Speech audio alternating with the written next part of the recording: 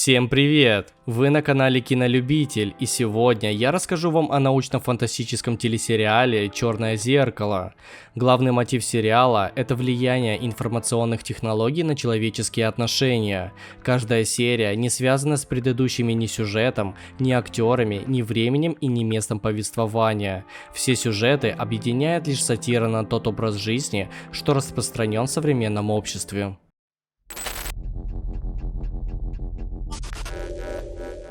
Подростку по имени Кенни нужно установить на свой ноутбук программу для удаления вредоносных вирусов, ведь после того, как его ноутбуком без разрешения попользовалась сестра, незаконно смотрящая фильмы в интернете, на ноуте появилась куча вирусов и заразы.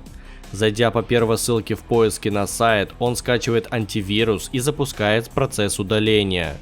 Неизвестный хакер получает доступ к веб-камере ноутбука Кенни и записывает видео, как тот занимался рукоблудством перед экраном монитора. Некоторое время спустя Кенни получает e-mail от этого хакера и понимает, что его взломали, после чего быстро вырубает ноутбук.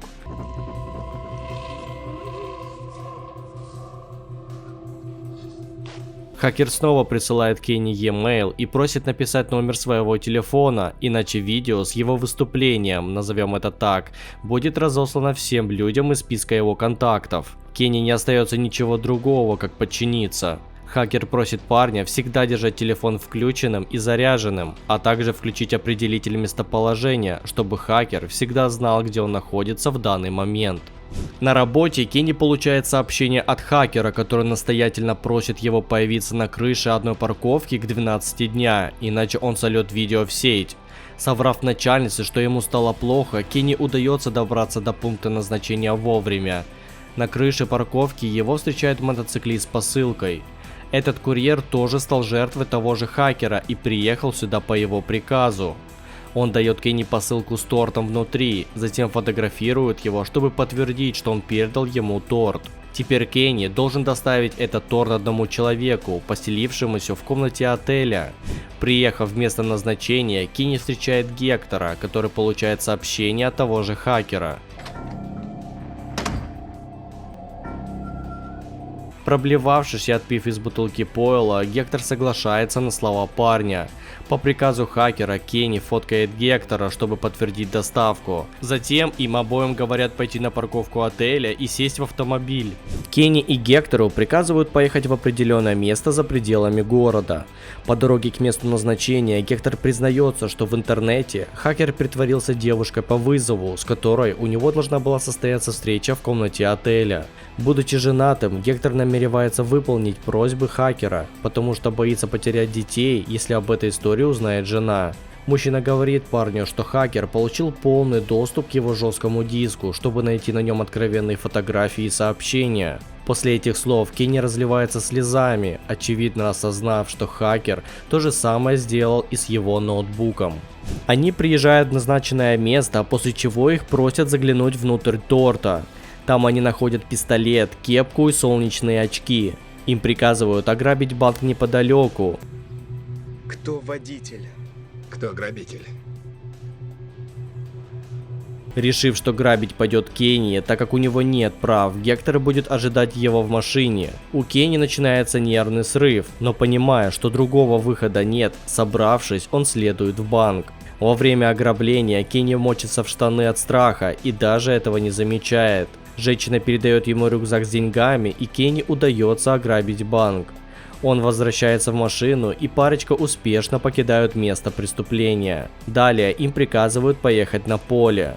Приехав в место назначения, Гектора просят уничтожить автомобиль в одиночку, а Кенни должен пойти в близлежащий лесопарк и принести туда наличные, украденные в банке. Таким образом, Кенни и Гектору приходится расстаться. Береги себя. Кенни добирается до парка, где встречает мужчину, рядом с которым стоит большая коробка с дроном внутри.